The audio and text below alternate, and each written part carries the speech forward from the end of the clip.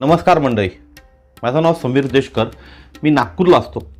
आज मी सांगणार आहे तुम्हाला एक कविता. मी तुम्हाला मागच्या आठवड्यामध्ये जेव्हा आपण व्हिडिओ बनवला होता तेव्हाच मी तुम्हाला म्हणालो होतो की दर आठवड्यामध्ये 1-2 मराठी व्हिडिओ बनवण्याचा माझा प्रयत्न राहील आहे. त्यातलाच हा एक भाग आहे. आज एक मराठी व्हिडिओ तुमच्याकरता मी घेऊन आलो. ठीक आहे, आज मी सादर करणार आहे तुमच्यासमोर एक कविता. या कवितेचे लेखक कोण आहे हे मला माहीत नाही. ही कविता एक अनोळखी माणसाची आहे. लेखक कोण आहे हे माहीत नाही, पण प्रत्येक शब्द मनाला भिडतो. शब्दांची घालमेल खूप मार्मिक आहे. मग चालू करूया कविता. वेळ कशाला घालवायचा.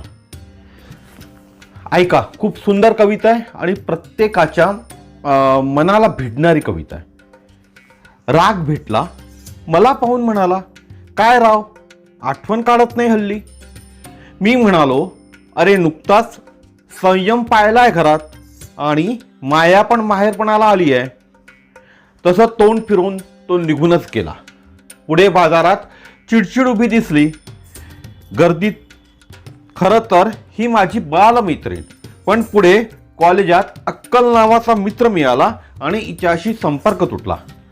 आज मला पाहून म्हणाली, अरे कटकट आणि वैचाकची काय खबर बात.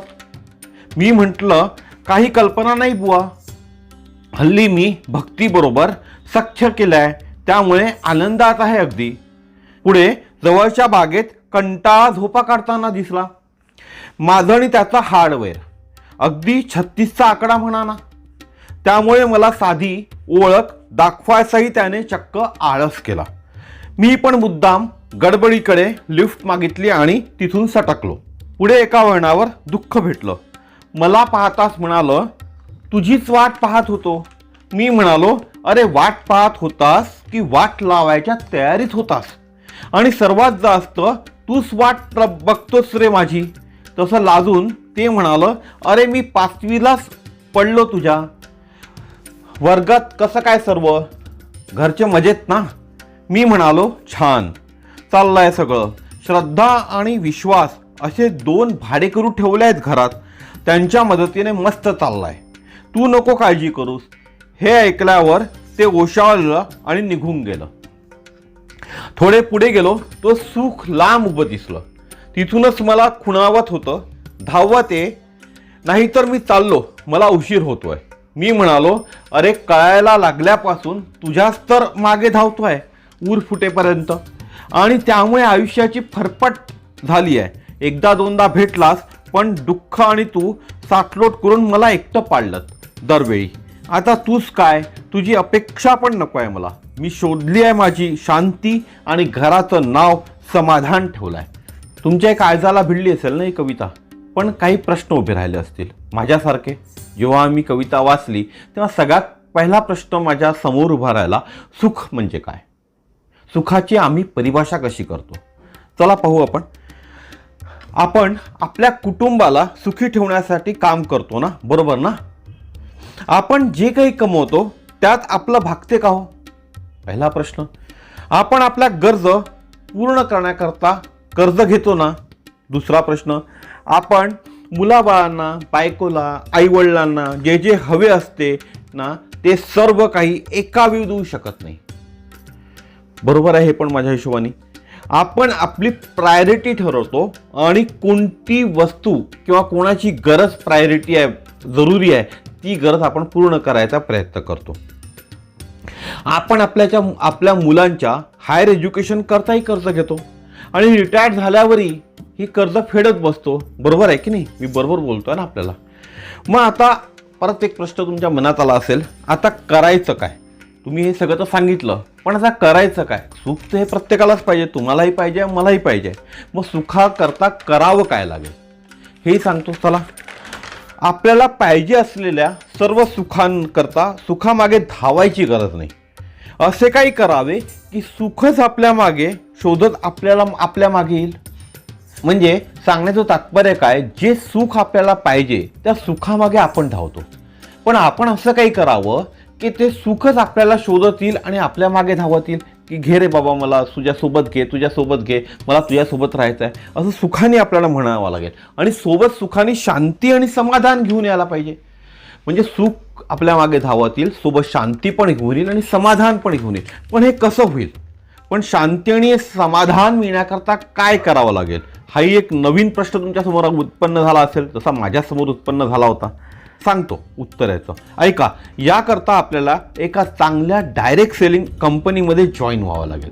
डायरेक्ट सेलिंग याच्याकरता म्हणतो मी, कारण आपण नोकरी करतो. नोकरी करताना एक जी अपेक्षा आहे आपली की म्हणजे एक 20,000ची नोकरी करत असेल तर दुसऱ्या नोकरी करताना ताबडतोब 40,000ची नोकरी, नवीन नोकरी तर आपल्याला भेटणार नाही आहे.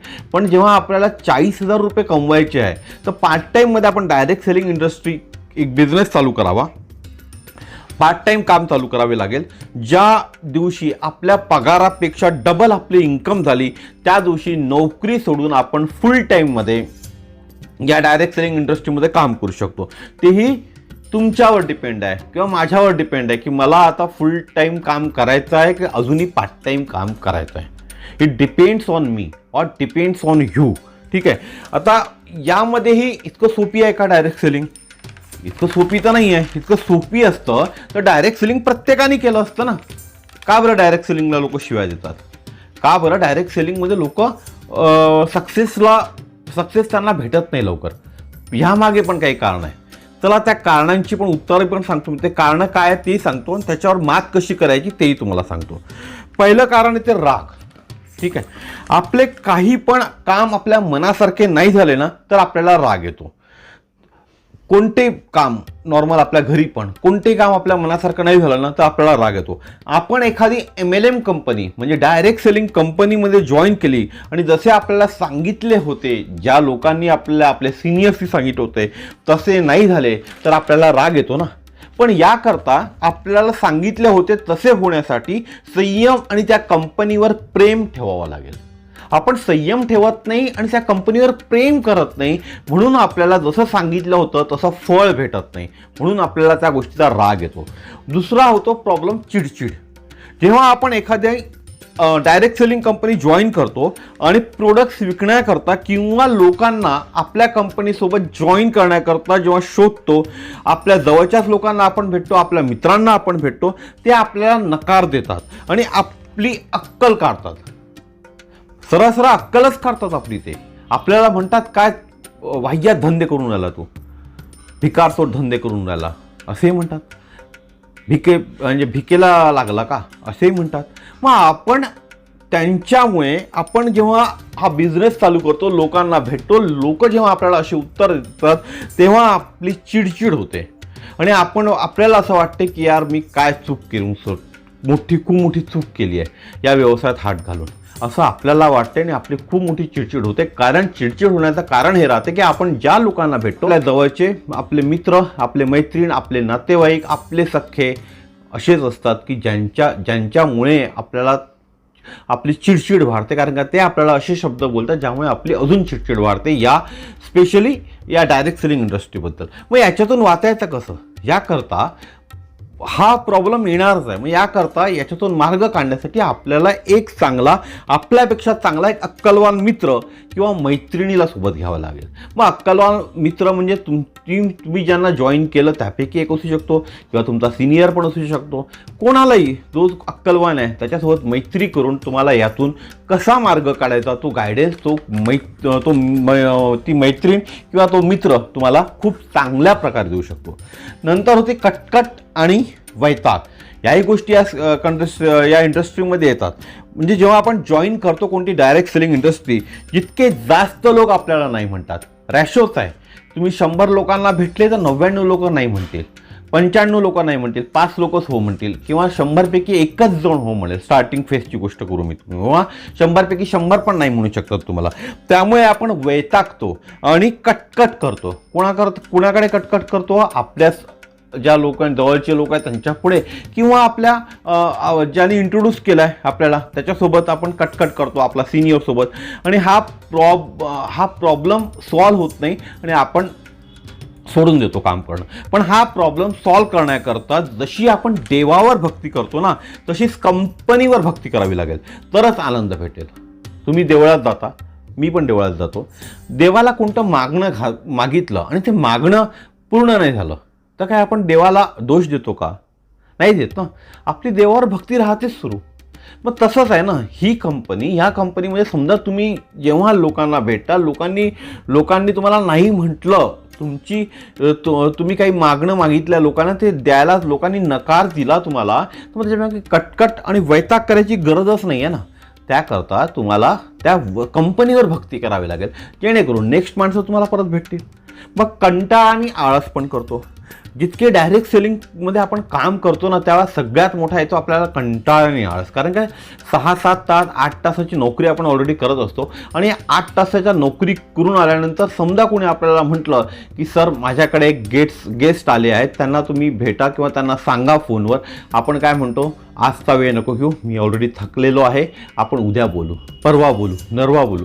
तो जो हा कंटाळा आपला किंवा आळस म्हणू शकतो. म्हणजे आपण घरी समजा पलंगावर झोपलेलो असू तरी आपण हा आळस करतो. तर हा आळस आपल्याला सोडावा लागेल.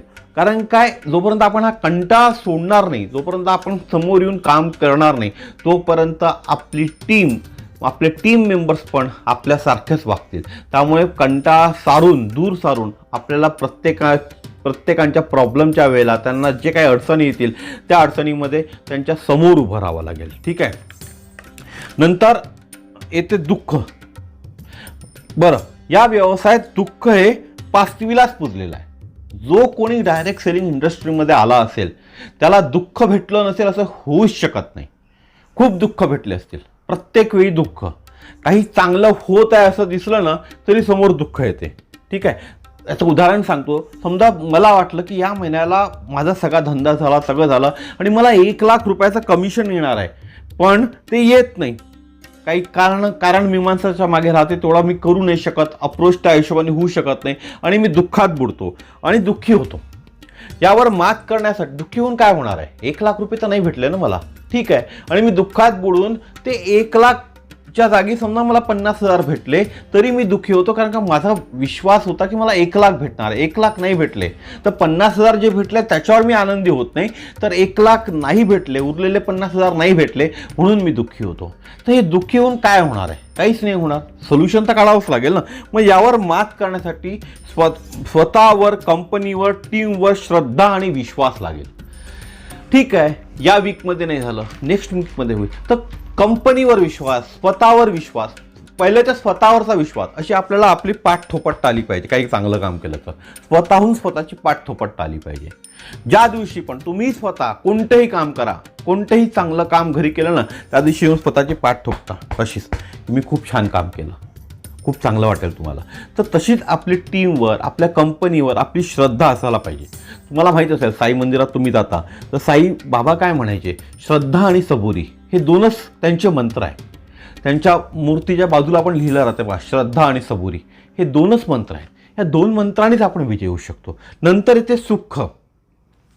सुख हे आपल्या सर्वांनाच पाहिजे असते. असा कोणता व्यक्ती आहे या जगामध्ये ज्याला सुख नको आहे. सुख हे प्रत्येकालाच पाहिजे असते, पण हे सहजासहजी भेटत नाही. तुम्हाला वाटते का सहजासहजी भेटते सुख? आज कोणती वस्तू सुखाची आपल्याकडे झाली तर तेव्हा काही दिवसानंतर, महिन्यानंतर, 2 महिन्यानंतर, 6 महिन्यानंतर आपल्याकडे दुःखही चालून येते. तो सुखासोबत दुःख हे लागलेलंच आहे, हे आपल्याला समजावंच लागेल. आणि काय होते, एखादी मोठी सुखाची वस्तू आपल्याकडे घडली किंवा सुखाची बातमी आपल्याकडे आली तर हळूच काय करतो, ही सुखाची बातमी आली ना अशी, तर हळूच असं दुःख येते आणि दुःख वरून तोंड काढते, असं वरून तोंड दुःखाचं येते. मग आपण काय करतो, या सुखाला विसरतो, जे सुख आहे, आणि या दुःखामध्ये बुडून जातो. मग याच्यावर हावी होऊन जातो. हे जे सुख आहे ना, याच्यावर हे दुःख असं हावी होऊन जाते, आणि आपण या सुखाचा विचार करणं सोडून देतो. खालती चाललं जाते सुख, आणि दुःख वरचढ होऊन जाते आपल्यावर. तर नेहमी आपण पॉझिटिव्ह विचार करत नाही याच्यामध्ये. पण ज्या दिवशी आपण, कारण का याला कारणही खूप राहतात. मी समजा तुम्हाला सांगितलं आज बोनस भेटला, तुम्हाला 50,000 रुपये कंपनीचा बोनस भेटला. तुम्ही बोनस भेटला म्हणजे तुम्ही सुखी झाले, तुम्हाला आनंद भेटला. तुम्ही प्लॅनिंग करून ठेवले की या बोनसमधून मी हे करणार आहे, बायको करता दागिने घेणार आहे, आई वडिलांकरता या गोष्टी घेणार आहे, मुलाबाळांकरता या गोष्टी घेणार आहे. पण घरी गेल्यावरच एक बॉम्ब फुटतो की वडिलांना हॉस्पिटलमध्ये ॲडमिट करायचं आहे ताबडतोब. झाले ना तुमचे स्वप्न, पूर्ण चकनाचूर झाले ना. जितके स्वप्न तुम्ही रंगवले होते चकनाचूर झाले. मग याकरता काय करावं लागेल, याकरता आपली जी इन्कम आहे अशी इन्कम करावी लागेल की जितके आपण स्वप्न रंगवतो, जे आपण नोट करून ठेवतो, ते आपल्याला कोणत्या पैशावर डिपेंड राहतं. म्हणजे जसं काही बोनस झालं किंवा एक्स्ट्रा इन्कम झाली, extra income it means incentive झाले, या सर्ववर डिपेंड न राहता आपल्याला जी इच्छा झाली, ज्या दिवशी झाली, ज्या वेळी झाली, ती आपल्याला त्या वेळेत त्याच वेळी अक्षरशः समजा तुमची गोष्ट तुमच्या मनामध्ये आलं की आता 10 वाजले आहे किंवा 11 वाजले आणि 11 वाजता मला माझ्या फॅमिलीला घेऊन मुंबईला निघायचं आहे. मग जे काही असेल, फ्लाईट भेटली तर फ्लाईटने निघेल मी ताबडतोब. पण त्यावेळेला ती इच्छा पूर्ण करण्याकरता तुमच्या खिशामध्ये तेवढे पैसे पाहिजे. आणि खिशामध्ये पैसे कसे येतील? नोकरी करून एवढे पैसा भेटणार आहे का? आपली कोणती वस्तू, म्हणजे बायकोनी हिऱ्याचा हार मागितला तो आपल्याला घेऊन देता आला पाहिजे, तर तेवढी आपली ऐपत आहे का? ज्या वस्तूवर बोट आपल्या लोकांनी ठेवलं घरच्यांनी, ती वस्तू आपल्याला घेऊन देता आली पाहिजे, तेवढी आपली ऐपत आहे का? तर ही ऐपत वाढवण्याकरता आपल्याला नोकरीसोबत काहीतरी सुरू करावं लागेल. आणि जेव्हा नोकरीसोबत आपण सुरू करू, एक इन्कम सोर्स आपल्याकडे येईल आहे. आज आपला इन्कम सोर्स आहे 20,000 रुपयाचा आणि एक व्यवसाय आपण सुरू केला डायरेक्ट सेलिंग इंडस्ट्रीचा, आणि 20,000 रुपयाचा 40,000 रुपये इन्कम सोर्स आपला झाला. 20च्या जागी 40 आपल्याला भेटून राहिले. स्टार्टिंग 2,000 भेटले, 1,000 भेटले, तर काही वाईट आहे का? तुमची तर इन्कम सोर्स 20,000ची होती ना, एक एक्स्ट्रा इन्कम 1,000 रुपयाची झाली, त्याच्यामध्ये 2,000ची परत झाली, अशी हळूहळू वाढत वाढत वाढत वाढत 20,000ची जी तुमची इन्कम होती ती नोकरी करून होती. आणि या इन्कममधून तुम्ही स्टार्ट इथून केलं. इतकी कमी इन्कम होती ही, 1 रुपये म्हणजे 100 रुपये 1,000 रुपये महिना येत होता. हळूहळू ही इन्कम वाढत गेली. ही नोकरीची इन्कम तुमची इथेच राहिली, ही वाढत जाऊन 40,000पर्यंत पोहोचली. याच्यापेक्षा डबल झाली. नोकरीपेक्षा तुमची ही इन्कम डबल झाली, तर काय वाईट घडलं? म्हणजे येणाऱ्या काळात तुम्ही या इन्कम थ्रू नोकरी तुम्ही चालूच ठेवली तर काही प्रॉब्लेमच नाही आहे. पार्ट टाईम पण तुम्ही हे काम करू शकता. पण या इन्कममुळे तुम्हाला कुठलीच गोष्ट कर्जावर घ्यायची गरज पडणार नाही. आणि तुमचे घरचे ज्या दिवशी जी वस्तू म्हणतील ती वस्तू तुम्ही त्यांना देऊ शकता. ठीक आहे. सांगण्याचं तात्पर्य एवढंच आहे की आपली इन्कम सोर्स वाढावा लागेल, तरच आपण जे सुख म्हणतात ना, आपल्याला सुख आपण खूप चांगल्या प्रकारे भोगू शकतो. दुःख तर हे येणार, त्या प्रत्येकालाच दुःख येणार आहे. दुःख हे आपण बाजूला सारू शकत नाही. एखादी दुर्घट घटना आपल्या घरी, दुःखद घटना आपल्याकडे होऊ शकते, प्रत्येकाच्या घरीच होणार आहे. तर दुःखद घटनेला आपण दूर सारू शकत नाही. पण या पैशामुळे आपण प्रत्येक वेळेला सुखाचा उपभोग तरी घेऊ शकतो. तर विचार करा. खूप चांगली कंपनी आहे. या कंपनीमध्ये तुम्हाला जेव्हाही तुम्ही काम करायला सुरुवात करता तेव्हा तुम्हाला म्हणजे इन्व्हेस्टमेंट म्हणून खूप मोठी रक्कम गुंतवायची नाही आहे. दर महिन्याला पर्चेसिंगसुद्धा करणं गरजेचं नाही आहे. फ्रीमध्ये तुमचं जॉईनिंग होते. काही डॉक्युमेंट्स लागतात, नो युअर कस्टमर म्हणतो आपण त्याला, KYC डॉक्युमेंट द्यावे लागतात, फोन नंबर द्यावा लागतो, ईमेल ID द्यावा लागतो, पॅन कार्ड नंबर द्यावा लागतो. एवढे डॉक्युमेंट देऊन तुम्ही जॉईन करू शकता कंपनीला. समजा बिझनेस करायचा असेल तर एक 2-3 हजार रुपयाची गुंतवणूक करून तुम्ही बिझनेस करू शकता. आणि 3,000च्या गुंतवणुकीवरच तुम्ही बिझनेस चालू करून खूप मोठा बिझनेस करू शकता. नंतर दर महिन्याला तुम्हाला 2,000-3,000चा पर्चेसिंग करायची गरज नाही आहे. तर आजचा व्हिडिओ माझा एवढाच होता. तुम्हाला कसा वाटला सांगा मला. तुमचा अभिप्राय पण कळवा. आणि तुम्हाला काय वाटते ही जी कविता वाचून, की सुख जे आपल्याला सुख पाहिजे, सुख मिळण्याकरता पहिले पैसा गरजेचा आहे का जे काम आपण करतो आहे त्यात जसं आपण ॲडजस्टमेंट करून चालतो आहे तर ॲडजस्टमेंट करून आपण आयुष्यभर सुखी राहू शकतो, तुमचे स्वप्न पूर्ण करू शकतात. हे तुम्हाला वाटत असेल की मी काही न करता माझे स्वप्न पूर्ण करू शकतो, जसं मला सुखी राहायचं आहे, पूर्ण घराला, परिवाराला किंवा कुटुंबाला मी सुखी ठेवू शकतो, असं तुम्हाला वाटत असेल तर खूपच चांगलं. तुमची इच्छा, तुम्हाला काय वाटते सांगा मला, कळवा. तुमचा अभिप्राय नक्की कळवा. आता माझा नंबर सांगतो 9325398926. या नंबरवर तुम्ही व्हॉट्सॲप करू शकता. आणि या चॅनलला लाईक करा, शेअर करा, सबस्क्राईब करा, जेणेकरून लोकांचा इन्कम सोर्स वाढवण्याकरता आपण मदत करू शकतो. धन्यवाद. नमस्कार. परत भेटू अशा नवीन व्हिडिओमध्ये लवकरच.